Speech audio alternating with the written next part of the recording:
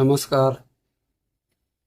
मी रमेश काका चुचुळे, उपशहर प्रमुख, शिवसेना शिंदे गटाचा आहे. नगर परिषदला आम्ही 2 निवेदन दिले.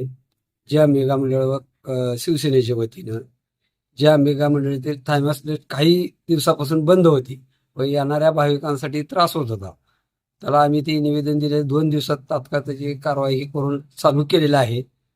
आणि दुसरं जे आहे ती अतिक्रमण, त्यासाठी बी आम्ही दिलं निवेदन प्रशासनाला, नगर परिषदला. त्याची आता आज सकाळपासून दखल घेऊन शासनानं पूर्तता केलेल्याबद्दल, आमच्या दोन्ही मागण्याला आणि ही केल्याबद्दल आम्ही प्रशासनाचे आभार व्यक्त करतो.